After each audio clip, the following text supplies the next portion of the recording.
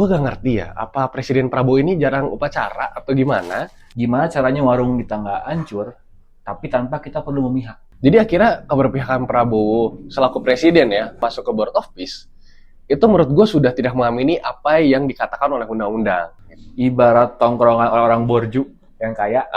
Nah kita tuh cuma gara-gara lucu jadi diajak. Yang gue nggak ngerti, berarti akhirnya antek-antek asing dia siapa? Makanya sekarang ada narasi besar politik asal Bapak senang. Ketika Prabowo jalan-jalan, ini ada satu nih bro, gue kemana?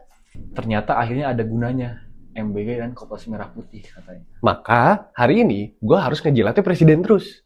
Pertanyaan pertama, kenapa pemimpin lansia kebelet banget pengen perang?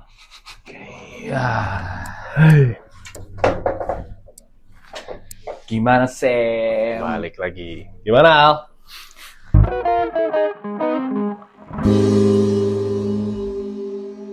Kita sekarang habis masuk setelah episode 1. Kemarin kita udah debut perdana nih. Debut kita. Jadi kita syuting lagi, udah rilis episode 1. Bener.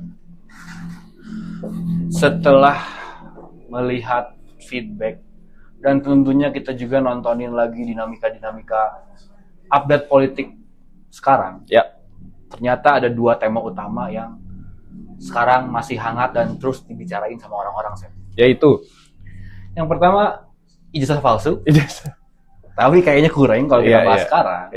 Yang kedua adalah soal gonjang-ganjing politik internasional. Politik internasional. Itu. Iya. Ya kita tahu sekarang sedang mulai atau sudah dimulai dari lama dan masih berlanjut. Bener. Gue sih lebih suka nyebutnya perang. Kalau menurut lu lebih cocok konflik atau perang? Kayaknya kita gak perlu nutupin fakta kalau sekarang lagi perang. Ya, nah perang yang dimulai dari sebenarnya kan yang awalnya lebih sering berkonflik tuh Israel dan Iran yang berperangnya. Iya. Akhirnya AS turun tangan. Ya. Semua jadi melebar dan membesar. Benar. Kita recap dulu sedikit deh. Terakhir ini yang gue temukan, yang gue dapet tuh ada tweet dari Donald Trump. Ya. Dia bikin postingan di X soal pokoknya bahasanya adalah ancaman bahwa akan ada banyak yang mati jika Iran tidak bla bla bla bla bla. Jadi ada disclaimer sedikit lah mungkin dari Donald Trump. Itu menurut gue sangat-sangat menyeramkan. Iyalah. Dan menganehkan juga dalam hal yang bersamaan. Gila, pemimpin negara yang diakui dunia, dia bikin statement terbuka. Iya. Itu ibarat gini. Itu ibarat lu malam-malam nih lagi gabut apa nge-tweet aja. Iya. Itu ibarat Donald Trump lagi malam-malam kayak gabut aja. Posisi anak kos. Kalau nggak apa-apa ya, nggak ada yang ini juga. Kalau nggak private account yang nggak apa-apa. Ini kan POTUS, President of the United States. Benar. Tapi yang lebih penting lagi adalah sekarang kita harus lihat soal posisi negara Indonesia. Kita sebagai negara harus seperti apa menyikapinya, dan apa yang lu bisa lihat untuk lu reflect lagi bahwa sebenarnya udah ada kok guidance dari pendahulu kita tuh soal ketika kita menghadapi konflik-konflik kayak gini. Iya. Mainkan Sam. Ada itu jujur. Ambil ngopi ya. Sambil ngopi ini, gue lagi agak kurang sehat nih. Ceritanya makan kalau aktivis ngomong kita harus tetap sehat di negara yang sakit. Ceritanya gitu. Kalau aktivis gitu ngomongnya. Tapi gini, gue seruput. Tapi gini, kalau ngomongin internasional Indonesia, sebenarnya lu suka upacara gak? Suka datang upacara gak? Hari Senin Nggak bolos kan? Kalau lu sering datang upacara, dalam upacara tuh ada pembukaan undang-undang diomongin dan sebagainya. Ya, gue gak ngerti ya, apa Presiden Prabowo ini jarang upacara atau gimana? Itu zaman dulu, tapi ada nggak ya upacara ya? Ada, udah ada. Kan kita tidak hidup di zaman. Iya. Gue nggak se-SD sama Prabowo yang pasti. Gue nggak STK sama Prabowo. Tahu tuh di mana? Prabowo sekolah. Tapi ya benar, di upacara di pembukaan undang-undang itu ada ngomong penjajahan di atas dunia harus dihapuskan, kayak gitu. Ya berarti negara Indonesia juga harus mengamini itu dong, seharusnya kan. Belum lagi former presiden dan wakil presiden. Muhammad Hatta dulu sempat ngomong tentang kita tuh harus jadi subjek, jangan menjadi objek dalam politik internasional dan sebagainya ini tentunya. Tapi gue nggak ngerti kenapa hari ini tidak teramini gitu. Atau mungkin Prabowo merasa sebagai subjek dalam perang ini? Gimana menurut lo? Mungkin ada ini kalau kata bahasa siapa sih itu Taylor Swift, lost in translation. Taylor Swift. Jadi dia mungkin salah mengartikan salah satu gerakan juga yang kita punya prinsip politik internasional adalah bebas aktif kan? Iya, bebas aktif, benar. Mungkin dia lebih suka jadi aktif gitu. Oke. Dia lupa bahwa kita juga harus bebas dalam artian bebas dalam ikatan ketika adanya perpecahan di dalam geopolitik dunia. Oke. Gue sih melihat ini jadinya kayak gini, Sam. Ini ada 2 tongkrongan ribut nih. Iya. Nah, kita tuh jadi harus mikir kan, yang penting warung kita jangan kenapa-kenapa. Iya. Kan sebenarnya kan intinya harusnya benar. begitu. Yang penting kitanya aman nih, harus gimana. Tapi, nah dengan guidance tadi yang udah disebutkan oleh Soekarno dan Hatta di pembukaan undang-undang, terus cara kita bebas aktif, harusnya kan kita juga bisa berpikir, menganalisa bahwa gimana caranya warung kita nggak hancur, tapi tanpa kita perlu memihak. Oh, ini menarik. Iya kan? Iya. Ya kita mungkin bisa menganggap si tongkrongan-tongkrongan lain ini adalah tongkrongan yang lebih besar dari kita. Iya. Jauh lebih besar dong. Iya. Amerika Serikat bagaimanapun Benar. diakui secara global lebih besar dari kita gitu untuk sekarang. Mungkin yang satu-satunya kita yang lebih besar daripada Amerika adalah populasinya kali ya. Iya. Populasi lebih gede kita. Kalau nggak salah ya. Cemil, penonton cemil. Iya. Nah, mungkin buat gue sih pertanyaan berikutnya buat lu adalah seberpihak apa ketika kita sudah memutuskan join Board of Peace? Seapa tadi? Seberpihak apa? Nah, segagal apa? Sorry, gue ulang lagi kata-katanya. Segagal apa kita mengamini bahasa prinsip politik bebas aktif setelah akhirnya Pak Prabowo memutuskan join Board of Peace? Menurut gua, kalau misalnya hari ini Presiden Prabowo udah masuk Board of Peace, kan Board of Peace tuh Januari ya, mulai ramainya dan bahkan didirikannya. Itu dia didirikan oleh Presiden Trump waktu itu. Sedangkan kita semua tahu Amerika Serikat itu terindikasi bermain juga dalam konflik Palestina waktu itu. Kalau kita mengamini kata undang-undang pembukaan tadi, penjajahan atas sudah harus dihapuskan, maka ya jelas dong harusnya Presiden Prabowo aja tidak mengamini apapun kata Trump, atau bahkan berkomunikasi aja nggak boleh harusnya. Bukan nggak boleh ya, maksudnya membatasi membatasi ya gitu.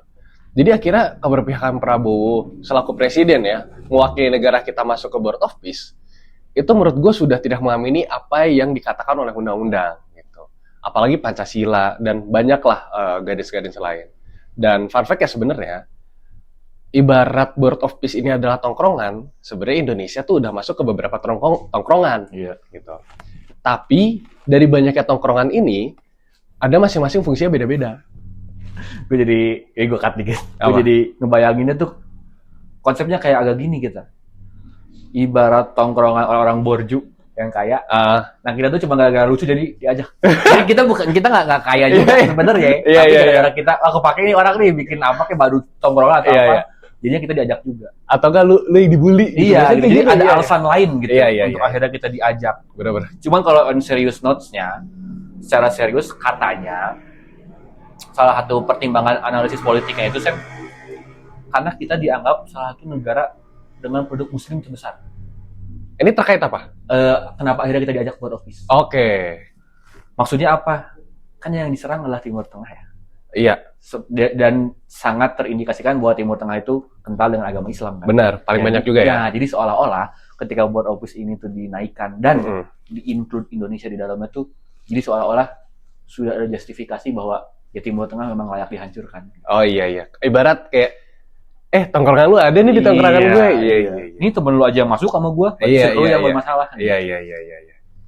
Cuman hal lain lagi juga ya, yang gue pada akhirnya cukup memikirkan adalah Prabowo kan sering ngomong soal antek-antek asing. Iya. Kayaknya malah gue belum tahu pidato dia yang mana yang tidak menyebutkan antek-antek asing. Jadi rata-rata pidatonya dia semua yang secara publik tuh banyak ngomongin selalu antek asing gitu, ada antek-antek asing. Yang gue nggak ngerti, berarti akhirnya antek-antek asing dia siapa? Iya. Dia nongkrongnya sama Trump. Iya. Awal-awal foto sama Putin, Xi Jinping, pemimpin-pemimpin sosialis komunis lah. Iya, Ya kan di iya. awal sebelum akhir ada board of peace dan si perang ini tereskalasi tuh dia nongkrong dulu sama Jinping, Iya, China, iya. Putin, Rusia dan semua lah yang Benar. lain-lain. Terus masuk lagi ke board of peace, ketemu Trump, bla bla bla bla. Nah yang akhirnya gue pikir ketika dia bilang ada antek-antek asing, loh bukannya itu juga teman-teman tongkrongan lu juga? Iya. Atau siapa sebenarnya? Lu punya spekulasi-spekulasi nggak yang kira-kira siapa yang maksud dia antek-antek asing? Ini justru gue bukan ngeliatnya keluar, Al. Tapi gue ngeliatnya gini. Bisa jadi mungkin Prabowo itu merasa kalau antek-antek asing ini banyak dan sebagainya karena dia sendiri terasingkan dari negaranya sendiri. Oke. Ibarat gini, ini orang selaku presiden udah jalan-jalan ke luar negeri terus sering. Ya. Dia jadi gak tahu faktual di lapangan seperti apa. Ya. Makanya sekarang ada narasi besar politik asal Bapak senang. Jadi ring 2-nya pemerintahan, mulai dari Menko, Menteri, atau bahkan Seskam? itu mah apet banget. Seskam mah ring setengah ya? Itu mah ring setengah, ring 0 itu mah. Kan apet banget tuh foto barengan gitu, ya kan? Aduh. Jadi mereka itu report bukan secara faktual. Tapi yang penting presiden seneng lah gitu loh. Yang jadi penasarannya adalah ketika Prabowo jalan-jalan, ini ada satu nih, bro gue kemana? Yaitu adalah Ya Mas Wapres, siapa lagi? yang seharusnya memimpin Negara. ketika presiden dia sedang berada kunjungan politik luar negeri. Iya. Karena jujur, dari kapan ya? Bulan Januari, jarang banget gue ngelihat dia di berita-berita. Lu sering nggak? Terakhir tuh yang dia menanggapi soal Roy Suryo tuh yang Rismon, ijazah palsu juga sih. Iya. Itu terakhir gua melihat dia yang dia bawain bingkisan gede. Iya. Tahu kan lu Rismon yang Tahu. yang penuntut ijazah palsu itu. Nah, akhirnya gini, gue punya pemikiran. Akhirnya gue rasa Mas Gibran atau Mas Wapres ya, ini tidak fokus ke hal-hal yang isu kebangsaan. Isu yang hari ini kita lagi rasakan. Perihal ekonomi, perihal ketenaga kerjaan, perihal bisnis-bisnis kita sehari-hari dan sebagainya. Akhirnya dia kemana? Hilang gitu. Akhirnya orang-orang nyecornya ke Prabowo terus dan sebagainya. Karena apa? Ya headline beritanya dia mulu, jalan-jalan dan sebagainya. Itu menurut gue ya. Akhirnya gue jadi bingung, apa emang si beliau ini lagi nyari aman? Nah, itu maksud gua. Jadinya win-win solution nggak sih? Kalau kita mau baca secara pergerakan politik. Gimana? Pak Prabowo-nya pamornya naik terus, Ya. karena namanya disebut terus, Gibran-nya aman terus. Karena nggak kelihatan salah dan benarnya. Oh iya. Karena hilang gitu. Iya. Kita nggak benar-benar tahu bagaimana pada akhirnya Gibran speech dan lain-lain. Iya. Atau dia show up ketika Pak Presiden di luar. Oke. Karena sebenarnya jujur gue penasaran. Pas misalkan nih, Menko gitu kan, kita bikin rapat, terus Pak Wapres ya mulai gitu kayak, ya selamat siang semuanya, gimana gitu kan. Gue nggak tahu gitu gimana. Gitu. Karena bisa jadi malah misalkan dia cuma pembukaan, Assalamualaikum, selamat siang semuanya, silakan Pak Bahlil mulai. Mungkin nggak kayak gitu. Bisa jadi karena jujurnya Menko sama menterinya bahkan ada yang punya jam terbang lebih banyak dibandingkan Mas Gibran sebenarnya. Iya. Ya kayaknya semua juga orang di dalam situ. Iya, Lebih semuanya. banyak dari Gibran kalau kita Semuanya mau benar. akui mah. Tapi tadi lu sempat mention tentang Bahlil. Ya. Ini menarik tentang Oke, Bahlil. ada berita apa tentang Bahlil, Sam? Jadi Bahlil ini sekarang kita harus sopan ya. Pak Bahlil. Pak Menko. Pak Menteri. Oh iya, Pak Menteri boleh. Pak Menteri Bahlil ini cukup menarik karena kemarin dia sempat digoreng habis-habisan karena dia sempat ngasih statement. Kalau sudah beres masak, kompornya dimatiin. Sekarang gue tanya lu kalau habis masak lu udah mateng nih, lu nyalain terus gitu sampai gosong atau gimana? Kan itu, ini gue agak heran itu Gitu. statement seorang menteri. Iya. Gue agak heran itu. Mungkin mindset dia untuk kayak pedagang bakso gitu-gitu kali ya, maksudnya dipanasin gitu. Enggak sih, untuk siapapun juga itu enggak. Itu bukan hal yang harus diomongin. Untuk sekelas menteri? Iyalah. Iya. Ya, ibarat lu ngomong 1 tambah 1 sama dengan 2 ya. Terus lu mengharapkan semua orang tepuk tangan dan Iya. kan kita udah tahu. Iya. Dari awal juga emang begitu. Iya. Secara fungsi kan memang begitu. Benar-benar. Cuman, nah kemarin lagi rame saya, gue lihat ngelewat di mana ya? Dibantah sama DPR. Iya. Iya. Sama siapa ya? Gue lupa. Kadernya siapa? Tapi dia Golkar juga. Iya, dia Golkar bilang, juga. ketua umum saya tidak bermaksud begitu gitu kan, agak-agak rame juga tuh. Jujur tapi bersih-bersihnya repot Iya, itu. Iya. Maksudnya oke, gue ngerti lo pengen bersih-bersih nama ketum lo. Iya lah, iya. Tapi ya masa sampai segitunya ya? Maksudnya kalau memang ketum lo salah, akuin aja. Berarti kalau kayak gitu partai lebih militer dibandingkan militer itu sendiri bisa jadi. Gitu. Tapi akhirnya, walaupun Bahlil kemarin digoreng, sempat banyak narasi positif tentang Pak Bahlil. Ada kebangkitan di situ. Ada kebangkitan terkait BBM. Kemarin tuh soal BBM, ada yang lucu juga, Sam. Jadi sempat dibahas, dibandingin Oke. omongannya Pak Menko Bahlil dengan kementerian di Jepang. Oh, Kalau lu sorry, pernah tahu. gua revisi ya. Bahlil itu bukan Menko. Oh, bukan ya? Bukan Menko. Oh, bukan dia. Menteri dia. Oh, Menteri SD. Oke. Gua nggak tahu, salah berarti. Ya Pak Menteri, nanti gua klarifikasi dan bikin klarifikasi, minta maaf. Iya. Kalau ada yang nuntut ya. Pak Bahlil tuh dibandingin sama pemerintahan Jepang. Oke. Jepang bikin statement kayak gini ke publiknya. Kita khawatir dengan adanya gonjang-ganjing di Selat Hormuz, stok bensin kita sisa hanya 2 bulan. Jadi narasinya adalah khawatir. Dia jujur, dia mengakui bahwa ini adalah kekhawatiran. 2 bulan bisa habis. Pak Bahlil ngomong, santai aja kita masih punya 3 minggu. Kan bagus tuh kalau dibandingin sama Asia. Iya. Yang satu mah 2 bulan khawatir, yang satu baru masih ada 3 minggu kalah stok kita. Tapi apa tuh akhirnya kebangkitannya apa di situ? Iya, akhirnya kalau misalnya kita ngomongin fakta ya, sebenarnya emang BBM kan akhirnya menjadi sulit juga tetap. Karena Selat Hormuz itu dia pemasok sepertiga, kalau nggak salah sepertiga BBM sedunia gitu. Akhirnya Indonesia pasti kena lah intinya. Tapi akhirnya ada subsidi dari pemerintah gitu. Kemarin baru dibahas di DPR kalau akhirnya maksimal defisit APBN untuk mensubsidi ya minyak ini, BBM ini itu maksimal 3%. Jadi nggak boleh lebih dari 3%. Oke. Kalau nggak salah kayak gitu ya. Iya. Tapi kalau bahasa mudahnya, intinya BBM yang sekarang kita konsumsi itu nggak pure 100% itu kita beli dari sana. Ada subsidi, ada bantuan dana dari pemerintah. Tema kayak gitulah. Oh iya. Oh kalau itu gue tahu memang Pertalite itu memang subsidi, subsidi. Iya. Yang non subsidinya itu Pertamax ke atas. Iya. Ya. Tapi menariknya orang Indonesia banyak yang nggak tahu.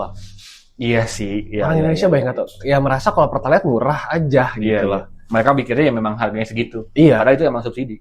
Kalau itu gue akui memang pemerintah punya andil di situ. Iya. Tapi kalau mau agak lebih jauh soal si bensin ini kenapa harganya segitu, ya monopoli juga kenceng. Oh iya kan? Jelas. Ya kalau kita mau bahas sana nanti lah gitu. Iya. Nextnya kalau mau juga. Nah itu kan ketika kita bicara soal BBM dan lain-lain, ya itu emang udah masuk ke dampak ya. Benar. Dampak pada akhirnya bagaimana secara negara dan kita secara masyarakat tuh sudah merasakan itu. Oh iya. Ini kan sebenarnya hal yang unik ya. Ibarat kita nontonin orang perang, tapi ternyata tidak hanya ditonton loh. Ini dirasakan juga sama kita efeknya.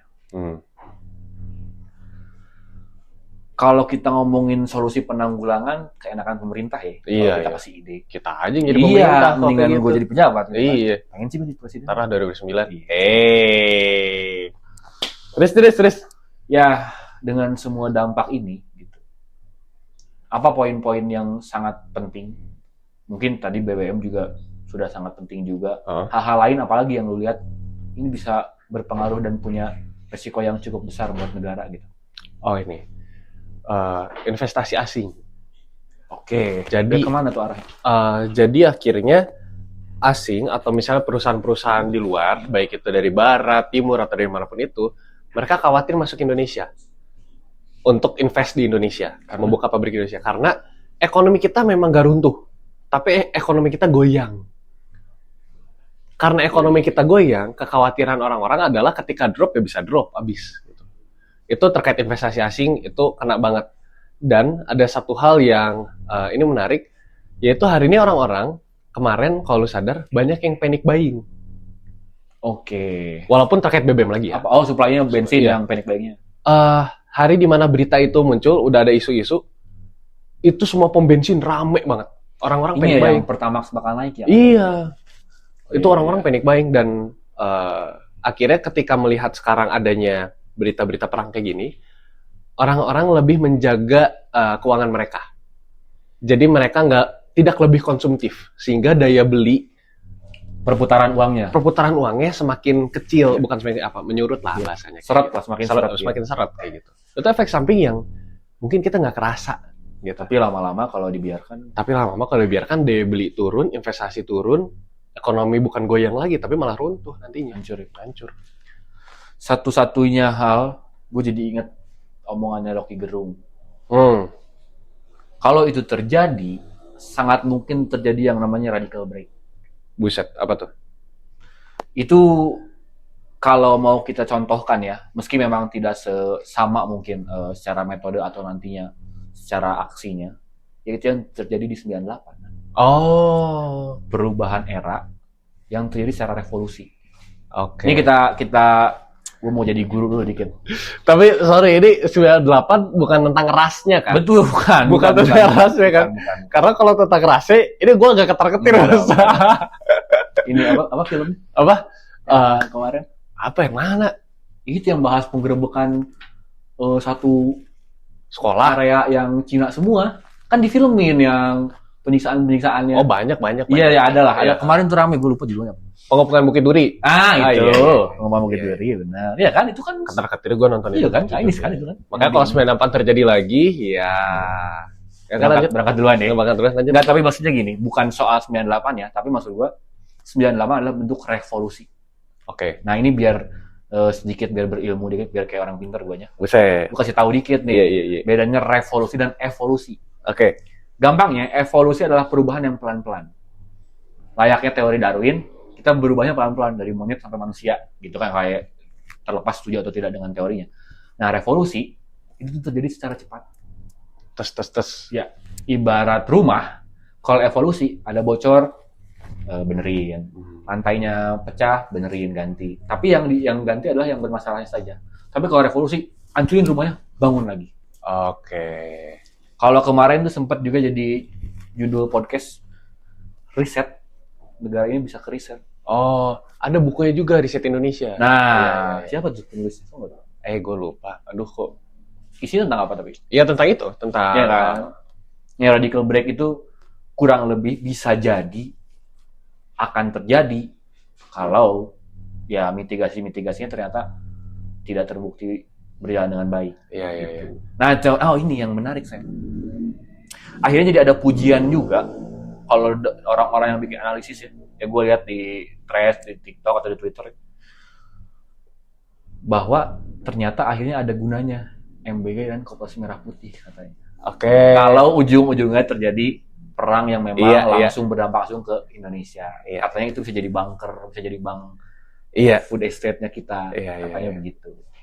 Ya, nah ini sorry ya gue potong ya. Ini menarik banget karena sekarang di TikTok, di Instagram sekitar seminggu 2 minggu yang lalu ketika BBM hampir pecah harganya ya intinya. Banyak tuh influencer yang bahkan ternama. Gue rasa ngebuzzer, gue rasa ya. Karena dia membahas dan itu template sama persis narasinya semuanya. Gue rasa hari ini Prabowo bener deh. Karena hari ini program prioritas pemerintah itu akhirnya benar apa kata Prabowo. Pendidikan jadi sektor pendukung, program prioritas MBG, pertahanan dan lain sebagainya. Satu sisi, karena narasi itu dijejelin terus ke gua dan ke masyarakat secara masif, masuk Pak ke psikologi gua.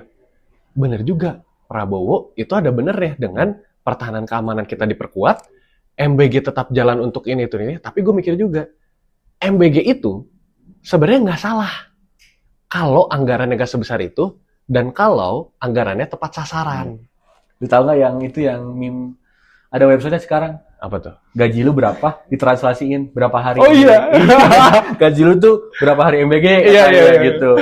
Pemasukan lu setahun tuh berapa hari MBG, itu lucu banget sih. Itu saking Gen Z ke-trigger sama MBG sampai bikin kayak gitu ya, itu menarik sih. Dan tapi itu yang sebetulnya gue lihat sebagai progres demokrasi kita juga, tapi ironi juga, miris juga. Kenapa? Kita sudah bisa menertawakan kebobrokan kita sendiri.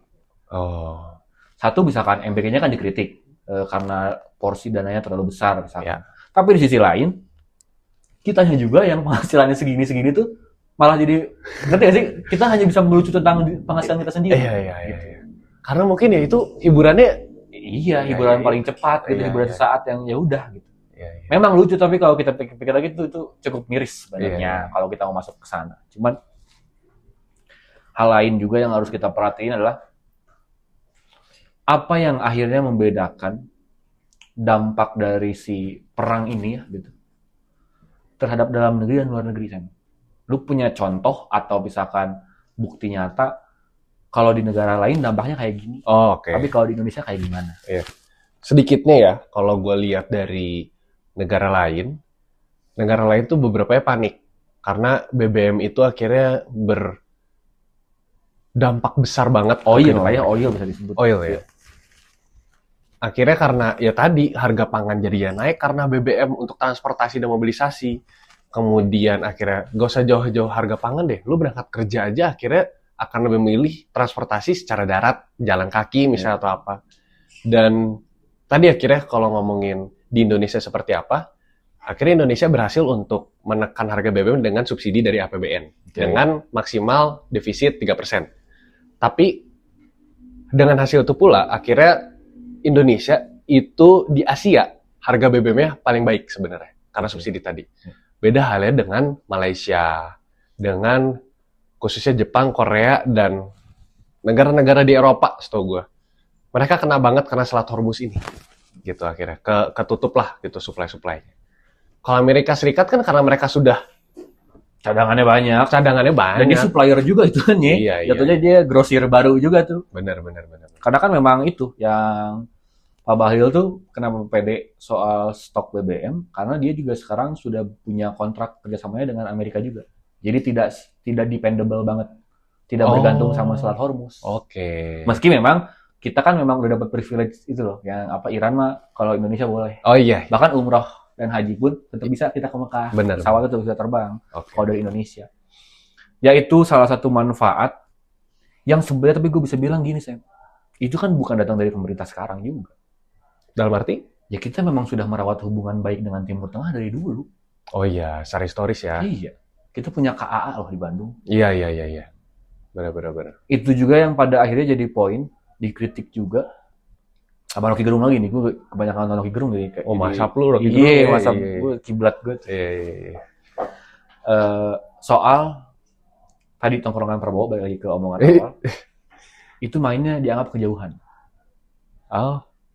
Berarti Prabowo tongkrongannya mainnya kejauhan. Betul. Oke. Kenapa? Kita tidak berkaca bahwa secara struktur negara aja kita tuh beda jauh sama orang-orang member-member yang ada di board of peace. Oke. Kita tuh kan negara sosialis. Pemimpin-pemimpin Asia atau negara-negara di Asia rata-rata sosialis. Secara logika, ibarat lu baru pindah rumah nih, atau lu baru masuk ke suatu komplek, lu ke tetangga kiri kanan dulu apa langsung ke depan, ke seberang, ke komplek paling depan? Iya. Ngerti gua. Kan gampangnya gitu. Ya lu kuatkan dulu fondasi solidaritas lu di antara Asia, bahkan ke Afrika. Toh kalau dia pada akhirnya menghargai seperti Sumitro yang ada di zaman Soekarno-Soeharto, tokoh-tokoh yang kan Prabowo tuh dibilang intelek juga karena dia banyak baca buku dan lain-lain gitu. Dan dia mungkin adalah bagian dari sejarah dan juga mempelajari sejarah Indonesia gitu kan pastinya. Karena orang tuanya juga bocut sih, orang kaya kalau orang kaya, Pak Prabowo makanya gitu. Menteri kalau nggak salah. Nah itu maksud gue yang pada akhirnya kenapa gagal ditranslasikan ke gerakan-gerakan politik dia. Gini, oke, gue apresiasi. Mungkin kalau memang sampai perang, MBG bakal SPPG-nya mungkin akan terpakai. Iya. Koperasi Merah Putih mungkin juga akan terpakai. Tapi pemilihan pergerakannya, gerakan politiknya, gitu. Kenapa tidak ada sifat GNB-nya? Oke. Hilang sifat bebas aktifnya, gitu loh. Iya. Dan pada akhirnya sampai keluar statement kita siap menjalin kerjasama lebih lanjut dengan Israel asalkan kemerdekaan Palestina dijamin. Sama aja lu kayak negosiasi sama perampok. Iya. Benar. Nggak bisa. Hipokrit juga itu. Iya dong. Iya. Oke. Jadi ya, menurut gue sih ada banyak hal-hal yang perlu dievaluasi lagi. Benar. Meski memang banyak juga atau ada juga yang bisa kita apresiasi. Soal apresiasi dan evaluasi pada akhirnya ya pasti ada kan. Ya. Dan gue rasa gini. Nah ini gue pengen agak nge-highlight juga soal sikap pemerintah tentang menerima respon kritik kan. Oke. Ini agak-agak mengkhawatirkan buat gue. Kemarin ya terjadi aktivis Andri Yunus, ya kan? Iya. Itu bahkan sudah disebutnya percobaan pembunuhan. Iya. Udah bukan penyerangan. Benar. Ini agak mengerikan karena kenapa ya? Gitu. Gue ngerasanya seolah-olah dari dulu bahkan, tidak hanya soal pemerintahan Prabowo sekarang. Pemerintah tuh galak. Galak aja pokoknya. Lu lihat di debat-debat forum-forum, mau di TV, di podcast apa. Pasti kan didatanginnya kubu pendukung pemerintah atau orang pemerintahannya, terus yang oposannya yang kritikus, biasanya aktivis atau kalangan akademisi. Ketika dikritik tuh ngegas gitu. Iya. Nih, gue mikir ya sayang, let's say gue jadi menteri nih. Gue jadi Purbaya, Menteri Ekonomi. Kemarin tuh Purbaya lagi banyak dikritik sama analis ekonomi juga, gue lupa namanya siapa. Soal dalam tanda kutip dia terlalu berbohong lah, yang tadi kata lo bilang asal bapak senang. Yeah. Jadi yang data yang dipilih untuk dipresentasikan ke Prabowo itu yang baik-baik aja. Gitu. Okay. Sementara yang lain-lainnya enggak. Gue ngebayanginnya tuh gini. Misalkan preskon nih, kita bikin press conference, reporter tanya, Pak gimana soal kritik gini. Oke, saya sebagai menteri sudah mendengarkan kritikan tersebut. Kami juga akan menganggap itu sebagai bahan evaluasi. Kedepannya kami akan jadikan itu bahan rujukan, tapi izinkan saya juga untuk menjelaskan akhirnya kenapa keputusan-keputusan saya seperti ini. Iya. Kenapa nggak bisa begitu? Nih ya, gue kasih tahu respon Purbaya kurang lebih begini waktu dia digituin. Nah, kemarin ada tuh analis ekonom siapa? Yang sering gede saya, terus disebut sama reporternya. Iya. Terus dia bilang, saya lihat latar belakangnya ternyata nggak begitu. Kenapa malah?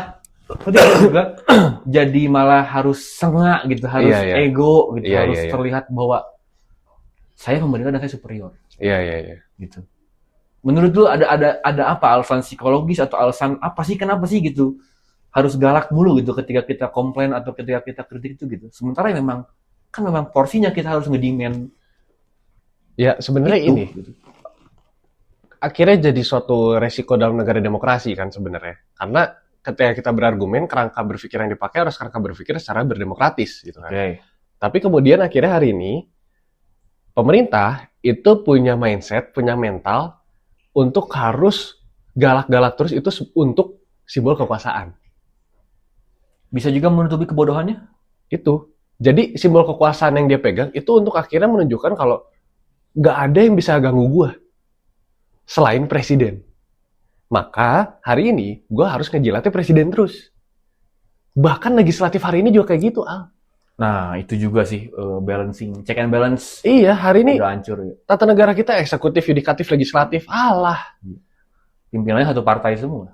Iya. Itu juga kacau sih. Ya kita nggak punya partai oposisi, gila. Sebenarnya katanya ada. Ya. Katanya ada. Tapi kan tidak declare. Iya. Nggak ada deklarasi langsung. Bener. Statementnya nggak ada. Ya cuman akhirnya ini, menarik ketika Pilpres pernah ada bahasan kan. Ada yang kuat jadi oposisi, ada yang tidak kuat jadi oposisi. Karena memang jadi oposisi itu emang sulit, Memang harus kita akui. Betul. Apalagi hari ini negara, itu bukan orang-orang di negara ya, pemerintahan khususnya. Mereka bukan ngambil kekuasaan-kekuasaannya doang. Tapi uang-uang negara untuk mengkooptasi gerakan-gerakan dipakai juga. Gitu kan. Mereka punya anggaran sendiri, buat mengkooptasi gerakan-gerakan oposisi itu. Okay. Itu yang jadi ngeri gitu loh. Makanya kemarin ini jadi satu ini analisa gembel gue ya, ya. Waktu kemarin ada kawan-kawan kita di ITB ketika beberapa pemerintah datang ke ITB membahas Prabonomics. Ya, launching buku atau launching apa buku ya. Prabonomics ya tentang Prabonomics. Kawan-kawan mahasiswa demo di situ menyampaikan aspirasi dan sebagainya. Ya akhirnya diterima karena iyalah frame medianya jelek, kalau misalnya terima dan sebagainya. Akhirnya di situ Wakil Ketua DPR RI, Sompi Dasko, di situ ngomong, wah, Sompi Dasko ini don ya, by the way. Okay. Intinya, dia tangan kanannya Prabowo lah, intinya. Mengerikan lah untuk beberapa kalangan politisi. Dia ngomong kalau, masalah Indonesia cuma satu, kok nggak salah ya. Masalah Indonesia cuma satu. Kita, itu sebagai masyarakat, nggak pernah satu. Lah, sekarang pertanyaannya, emang siapa yang bilang kalau kita harus satu?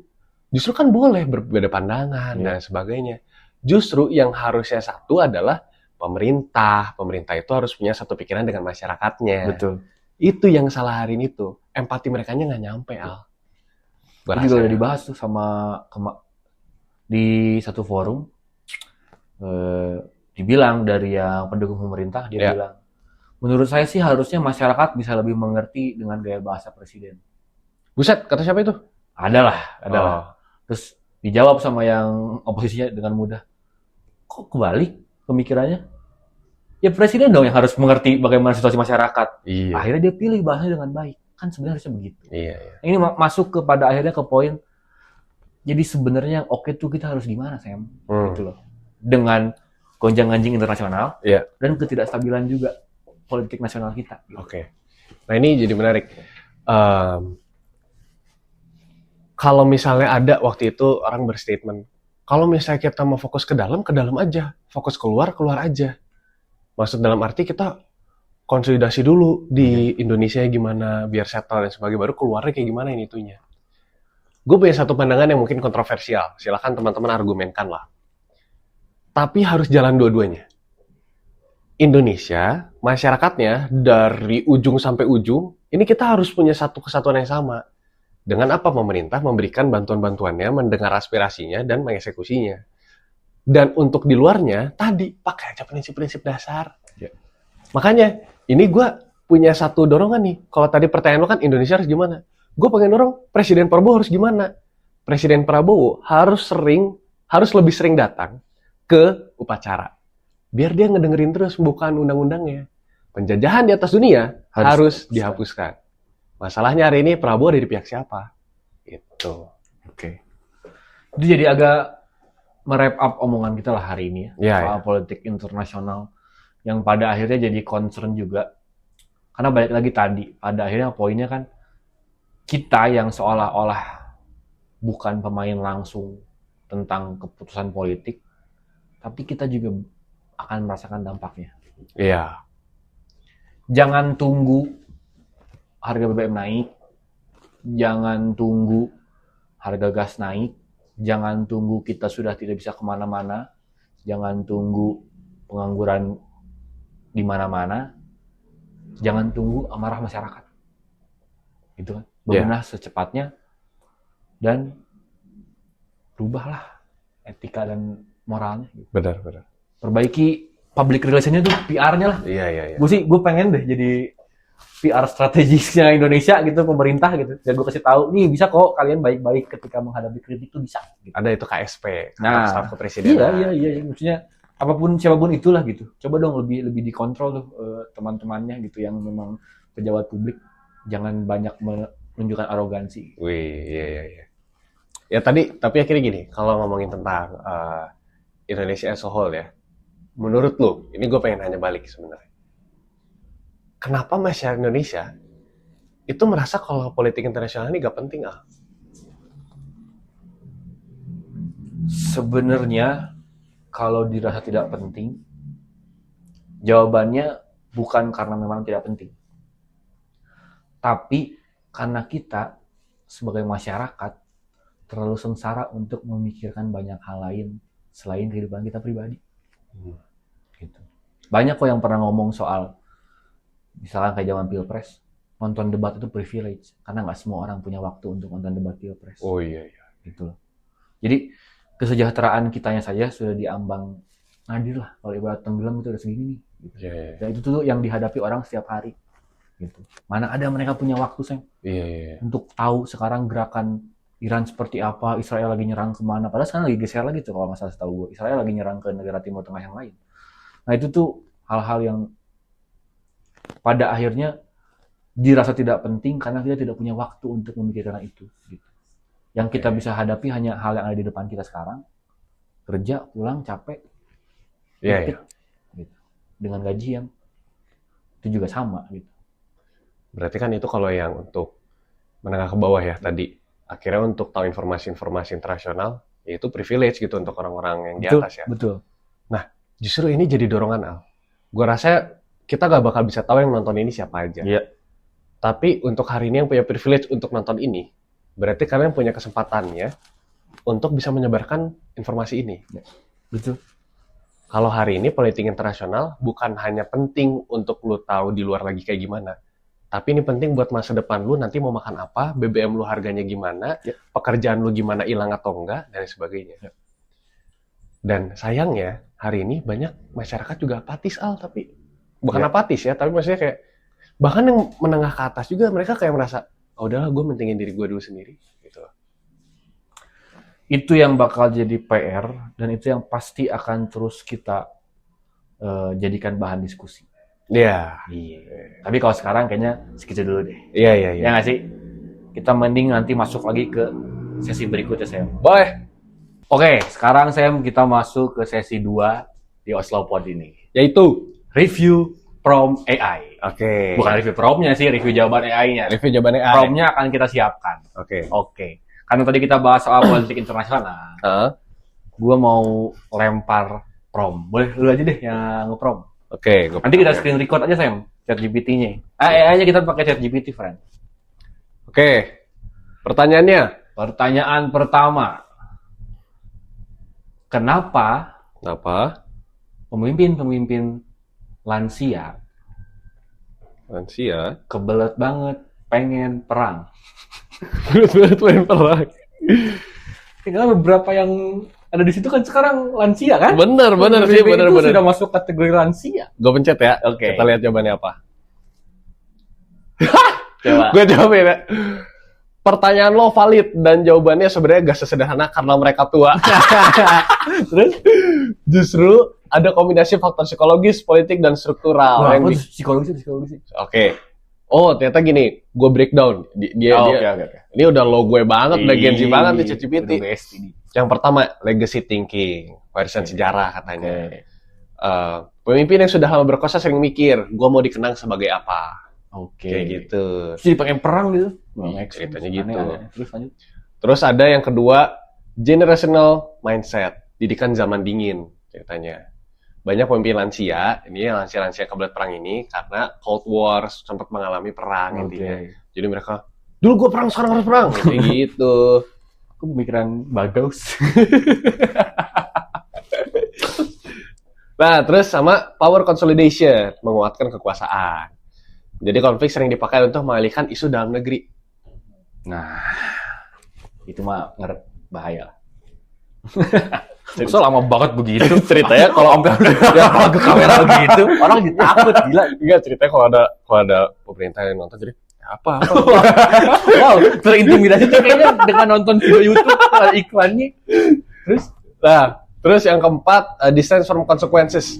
Intinya mereka gak ikut perang secara langsung, ya ini bikin keputusan perang itu terasa lebih abstrak buat mereka. Sama yang, banyak cuy. Yang kelima itu lingkaran elit yang sempit.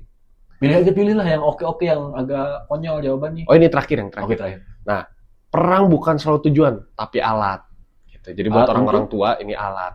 Banyak pemimpin gak bener-bener pengen perang, tapi pakai untuk ancaman perang buat negosiasi. Ya sama. Leverage mainnya begitu. Tapi jawabannya jadi serius ya. Tapi ini jadi intinya bukan karena mereka lansia sama dengan haus perang. Tapi karena mindset lama, kepentingan kekuasaan, tekanan geopolitik, dan legasi pribadi. Gitu. Jawabannya yang pertama gitu. Lanjut. Pertanyaan kedua ya. Ini kan udah gak nyambung nih. Iya. Gue tambahin lagi nih. Oke, yang kedua, tadi kan dia sudah mention juga sedikit psikologis. Dia ya tulis ya di promnya. Kalau keluarga pemimpinnya bermasalah,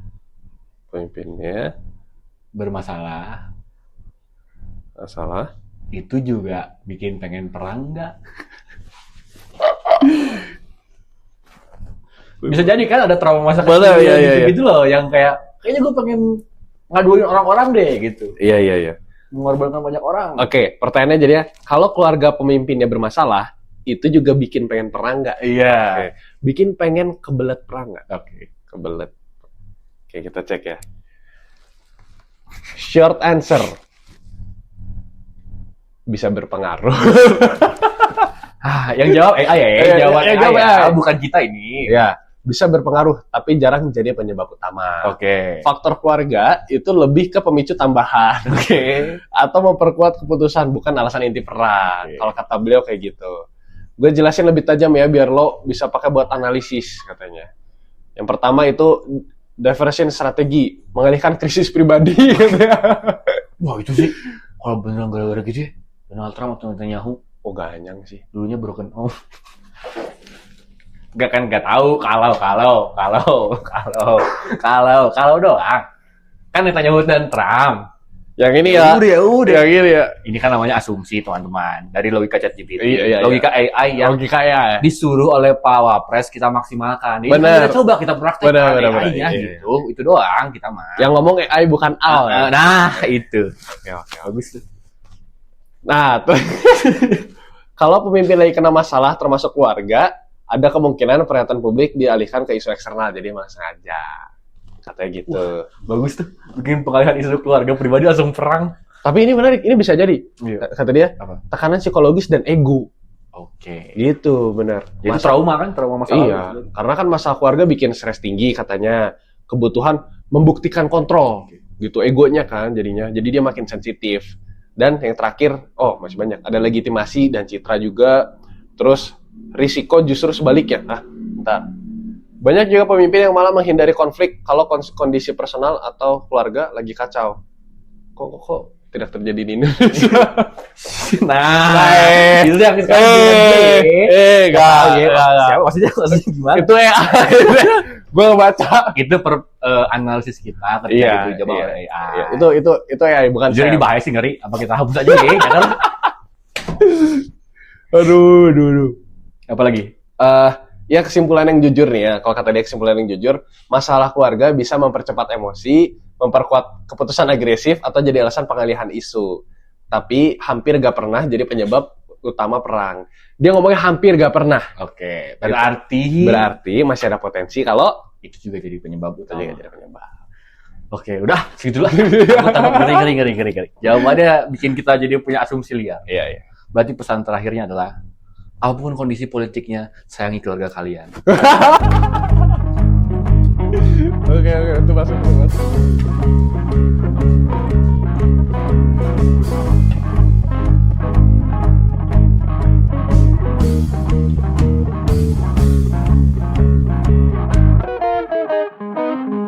Thank